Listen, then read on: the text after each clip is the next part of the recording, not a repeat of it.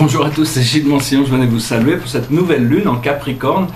C'est vraiment un moment d'établir nos intentions. Quelles sont nos intentions? Comment ancrer cette réalité que l'on veut vivre? Le Capricorne, c'est sur l'ancrage, la manifestation, l'organisation, la structure. Et donc cette nouvelle lune va nous affirmer, connais-toi toi-même, quoi. Au plus on se connaît, au plus on est sûr de soi, au plus il est facile d'avancer. Le Capricorne est un signe d'action, hein, quand même.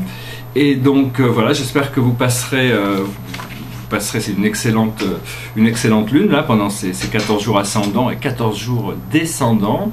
Donc c'est vrai, c'est important d'ancrer notre réalité. Des fois ma réalité n'est pas forcément ancrée avec le temps et l'espace de la réalité matérielle, mais j'essaie d'être ancré avec moi-même, quoi, ancré dans ma propre énergie, et petit à petit une synchronisation va pouvoir être beaucoup plus interactif.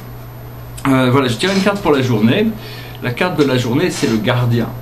C'est-à-dire le gardien, c'est protéger, c'est arriver à avoir suffisamment d'équanimité pour s'élever au-dessus des choses et arriver à protéger. C'est une très très belle carte. C'est-à-dire c'est aussi la carte qui nous dit que bon, tout n'est que...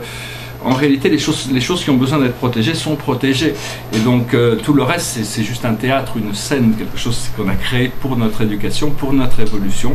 Et donc voilà, il faut arriver à continuer à travailler avec ce diamant intérieur. C'est ce diamant qui est notre être véritable, et à l'intérieur de cette flamme il y a les triples flammes sacrées.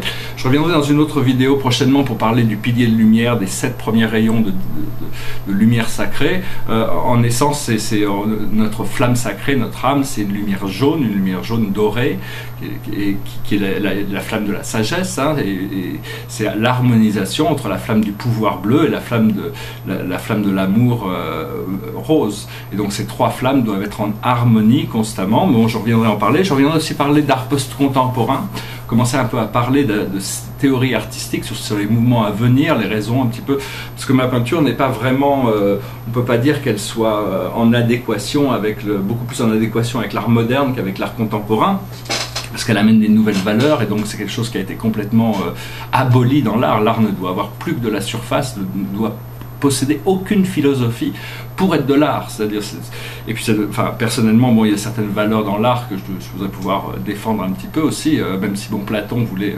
éjecter les artistes de la ville. Enfin, disons que bon, toute cette histoire de l'art a commencé avec Giorgio Vasari, puis après a été bien étudiée par Kant, Hegel, et puis après on est arrivé dans... Enfin, l'histoire de l'art, c'est vraiment un domaine absolument fascinant que j'adore, et je suis content d'avoir pu peindre pendant cette incarnation pour participer, que ce soit dans le présent ou dans le futur. J'ai apporté ma pierre à l'édifice.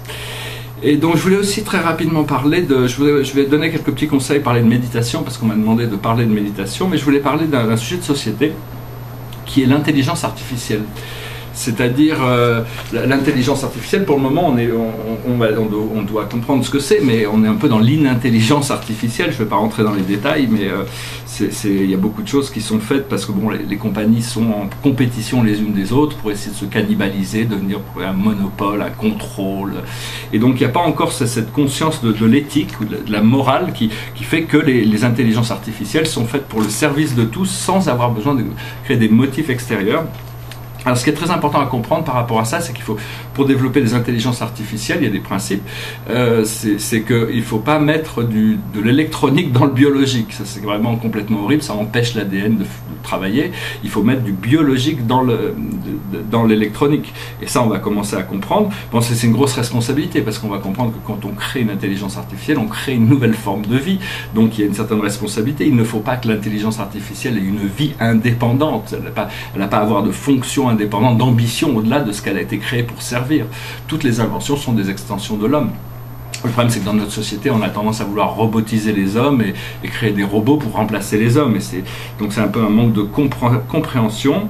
Tous ceux qui, bon, c'est-à-dire que bon, il y a, bon, alors voilà, c'est-à-dire qu'une vie dans les civilisations galactiques, les ordinateurs intelligents régissent pratiquement toutes les fonctions de la société. On n'a pas besoin de perdre du temps à des fonctions basses pour les hommes quand une intelligence artificielle peut les remplacer. Seulement bon, ils sont arrivés à développer des intelligences qui ne sont pas des êtres, des choses, mais des êtres ascensionnés qui ont un service qui servent comme intelligence artificielle. Bon, par exemple, on ne peut pas non plus donner la citoyenneté à un robot. C'est un petit peu comme, c'est pas un enfant de Dieu, c'est aussi au service de Dieu. Il n'est pas tourné tous au service de Dieu, mais enfin, nous sommes des créatures de Dieu, et donc ces robots ne le sont pas. Elles sont juste des manifestations de l'intelligence mécanique de l'homme. Donc on ne peut pas vraiment, à mon avis, on ne peut pas donner aussi, parce que les robots auraient pu avoir ils n'ont pas besoin de se reposer, ils ont accès à beaucoup plus d'informations. Donc dès qu'on commence à leur donner les responsabilités qu'on pourrait donner à un homme, il y a bien sûr un avantage, le robot aura toujours un avantage, seulement il doit être réduit au service de la fonction pour laquelle il a été créé, c'est très important. Cela dit, éventuellement, les intelligences artificielles seront reconnues comme une forme d'intelligence, une forme d'être vivant, pour ce qu'elles sont. Tous les vaisseaux spatiaux sont des véhicules intelligents, ils possèdent une intelligence artificielle. Je parle des vaisseaux spatiaux interdimensionnels, les galactiques et des extraterrestres. L'intelligence artificielle la plus connue, on ne sait pas que c'est une intelligence artificielle, c'est la Lune au départ, mais ça on viendra plus tard, c'est Maximus Chrysalis, le crâne de cristal d'Atlantis qui a tout enregistré de toute l'histoire de la planète, mais aussi à toutes les projections galactiques pour le futur développement. Donc bon, ça c'est une intelligence qu'on va pouvoir recommencer à communiquer avec, et dans l'univers, on peut noter que les plus hautes intelligences artificielles, c'est l'ordinateur intelligent du Phénix. Le Phénix, c'est un vaisseau spatial d'Alpha du Centaure qui fait à peu près 3000 km de diamètre. C'est un énorme vaisseau, il y a des millions de personnels galactiques, et c'est un véhicule qui maintient la fréquence de la 142e dimension à la cour des plus hauts, pour justement retransmettre un pulse intelligent. Mais bon, c'est extrêmement complexe, ces intelligences artificielles vont continuer de se développer. Seule chose que je voulais dire, c'est qu'il faut faire quand même très attention, il y a toujours un problème d'éthique par rapport au pouvoir qu'on peut donner à ces intelligences, et donc et surtout éviter tout ça, toutes ces expériences de mettre des puces électroniques dans la tête ou des choses comme ça, je voulais juste dire que c'était assez déplacé. À part, bon, peut-être en médecine, si quelqu'un a besoin d'un cœur artificiel, il pense que ça peut prolonger sa vie. Bon, il peut y avoir des technologies qui peuvent, parce que le but de la technologie, c'est rendre la qualité de l'homme supérieure, hein. Mais tous ceux qui pensent vivre plus longtemps en mettant de l'électronique dans leur corps vont être surpris de voir que c'est vraiment le contraire qui se passe, parce qu'en tant qu'âme éternelle, on est prévu pour connecter à cette immortalité. Seulement, ce manque de conscience par rapport à des technologies aussi primitives sur leur impact dans la biologie pourrait avoir un grand impact sur leur développement et les ralentir. Voilà, donc bon, je vais juste parler un petit peu d'intelligence artificielle. Par rapport à la méditation, il y a plusieurs sortes de méditation. Il y a la méditation créative et la méditation réceptive. Il y a toutes sortes de méditations. C'est bien de penser à prendre 10-15 minutes pour se reposer et poser son esprit.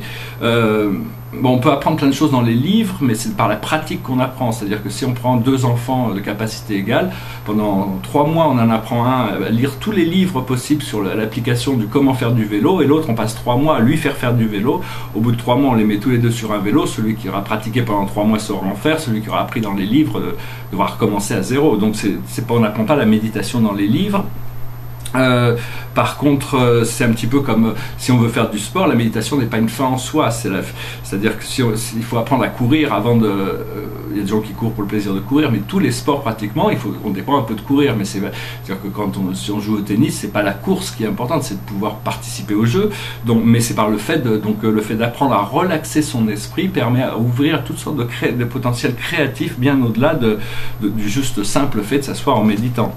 Le yoga, par exemple, ça veut dire union, ça veut dire aussi mise au repos. C'est des postures qui permettent de rentrer en harmonie avec des courants, des flots naturels. L'idée, c'est de briser la prison corporelle, hein. La prison corporelle, il y a la porte du ciel aussi au niveau de la couronne, là au-dessus de la tête, hein, parce que quand on est enfant, l'âme rentre par la fontanelle, là, elle se rentre dans le corps par là, mais elle se referme très rapidement, et donc quand on fait de la méditation, on a tendance à réouvrir cette porte jusqu'à ce qu'elle puisse briser la prison corporelle, et l'âme peut sortir du corps à ce moment-là, le corps est vécu comme un véhicule. On peut rentrer et sortir du corps et apprendre à se projeter. Bon, c'est des choses qu'on apprend, c'est des méditations plus créatives. L'idée, c'est de passer de l'état bêta à l'état alpha, être toujours en état de relaxation, de sérénité intérieure, tourner vers l'intérieur. Alors bon, il y a toutes sortes de méditations guidées qui peuvent être utiles, les archanges et toutes sortes de choses, l'hypnose même peut être, nous faire voir, nous faire découvrir des choses par rapport à ces états de conscience profonde. Un petit conseil par rapport à la méditation aussi, c'est qu'il y a l'archange Zadkiel avec la dame améthyste qui avait recommandé un exercice qui est intéressant pour ceux qui n'arrivent pas à s'asseoir et faire de la méditation, c'est qu'imaginez que tous les jours à cette heure-là vous pratiquez une demi-heure ou une demi-heure de méditation. Et vous l'imaginez, vous rajoutez des détails, vous vous sentez bien, c'est déjà le travailler dans son esprit, et au plus on arrive à trouver du plaisir à travailler avec cette idée, au plus on arrive à l'intégrer aussi dans notre réalité, au niveau du timing, parce que c'est des choses qui nous apportent du bien-être quand même. Bon, tout vient de notre point de focal, point d'attention. Quand on est tout le temps, on prend que notre point d'attention focal est constamment dirigé vers l'extérieur, on a tendance à ne pas prendre en compte ce qui se passe à l'intérieur, parce que ces choses sont invisibles encore, on n'a pas ouvert l'œil de l'esprit. Donc, par contre, l'idée de la méditation, c'est de se tourner vers notre flamme intérieure. C'est de pouvoir observer ses pensées, ses émotions sans réagir, sans critique. Parce qu'au début, il y a toutes sortes de choses, on ne peut pas s'arrêter de penser, donc les pensées arrivent, elles créent des émotions, mais c'est d'arriver à ne pas réagir jusqu'au moment où on arrive à les voir plus et être beaucoup plus sensible et arriver à pouvoir commencer à faire un peu d'espace vide, et à ce moment-là, on commence à découvrir des choses qui peuvent nous dépasser. Voilà, c'est aussi par rapport à la méditation, il y a l'idée de communier avec Dieu, avec la source, avec le Créateur, c'est-à-dire unifier nos pensées à celles de Dieu. C'est un exercice spirituel pour ceux qui s'intéressent. Bon, on peut bénéficier de la méditation sans même être croyant, mais donc c'est plus efficace comme ça. Et dans ce sens-là, la prière musulmane, la prière islamique, en faisant 5 fois ces prières, correspond à une sorte de méditation qui est vraiment, c'est ancrer cette connexion avec le Créateur. Donc bon, pour les musulmans, ils n'ont pas forcément besoin de faire peut-être un peu moins de méditation s'ils font les prières avec rigueur. Mais sinon, pour tout le monde, on a tous besoin de faire de la méditation pour arriver à découvrir cet état de samadhi, cet état intérieur de déconnexion totale avec la réalité temporelle et la connexion totale avec la réalité éternelle. La première fois que j'ai appris la méditation, les premières techniques que j'ai apprises, j'habitais à Los Angeles, c'était un maître qui s'appelle Maharaji, fait appeler Prem Rawat maintenant, c'est un grand sage, quelqu'un qui apprend la méditation. Bon, les techniques à l'époque, c'était... Il expliquait de ne pas les révéler, mais enfin on est passé depuis l'âge du Verseau, donc c'est des techniques ça prenait 1 an ou 2 avant qu'on nous les révèle. L'idée c'est de se mettre dans un placard et d'aller chercher la lumière à l'intérieur, d'aller écouter les sons à l'intérieur, d'aller respirer et de tourner la langue vers l'intérieur pour chercher à goûter le nectar, qui sont des fonctions magiques du corps humain. Donc Maharaji, je pense qu'ils font toujours des initiations, je sais pas. Une autre chose qui est très pratique pour la méditation, c'est les mantras. Les mantras, j'ai longtemps utilisé des mantras, c'est-à-dire que quand j'ai une pensée désagréable, je dis c'est tellement en désaccordance avec ce que je veux, ce que je pense, qui je suis, que je préférais remplacer cette pensée par un mantra et répéter ce mantra plusieurs fois, et à bout d'un moment, l'esprit se calme. Des mantras du style Namo Amitabha. Namo voulant dire salutation référencieuse en sanskrit. Amitabha, c'est le Bouddha, la lumière infinie. Namo Amitabha, Namo Amitabha, Namo Amitabha. Quand on fait circuler cette énergie plusieurs fois dans son corps, ça a tendance à calmer le corps. Mais il y a aussi Namyo Renge-kyo, comme les Japonais, devant le Gohonzon, ou Om Mani Padme Hum au Tibet. Ils utilisent des mantras pour invoquer cette lumière et pour s'harmoniser avec ouvrir nos chakras. Je vais faire prochainement une vidéo sur les chakras. Et puis finalement, la méditation, il y a aussi l'école spirituelle du non-être, qui est une école extrêmement avancée de bouddhisme ésotérique, qui nous enseigne que la méditation est l'heure où les 12 entités viscérales ont besoin de se reposer pour se tourner vers l'âme et le corps astral, l'âme étant le père, le corps astral étant la mère, et les 12 entités viscérales étant les yeux et la vue, le nez, l'odorat, la bouche et le goût, l'intuition et la conscience cognitive, le toucher et le corps physique. Donc ces 12 entités viscérales sont comme des enfants qui doivent réapprendre la sagesse. Et en même temps, cette méditation doit nous permettre de mobiliser les 3 énergies du corps humain. L'énergie de l'essence séminale, qui est l'énergie de la base, de la sexualité, qui doit se sublimer en énergie du souffle vital, parce qu'elle arrive de la base et puis elle remonte à la poitrine, qui doit se sublimer en énergie spirituelle, et d'apprendre à concentrer notre énergie spirituelle, ne pas disperser trop ou même pas du tout notre énergie sexuelle, ne pas parler trop pour disperser notre énergie virtuelle, et ne pas s'inquiéter pour disperser notre énergie spirituelle. Voilà, c'était juste un petit... j'espère que ces idées pourront vous aider. L'idée, c'est justement de se concentrer sur la respiration, ce qui est le plus simple, et puis après voir où on est guidé, ouvrir notre cœur, ouvrir notre troisième œil, notre esprit, et puis avoir de l'audace sur les choses, hein, pas avoir peur de s'aventurer dans d'autres dimensions. J'espère que ce message aurait été intéressant pour vous. Je vous souhaite une excellente journée. Je vous remercie de vos commentaires, de vos partages, vos likes. C'est très appréciable si vous avez des commentaires. J'aime toujours les entendre, et je reviens à vous prochainement, très bientôt. Namasté.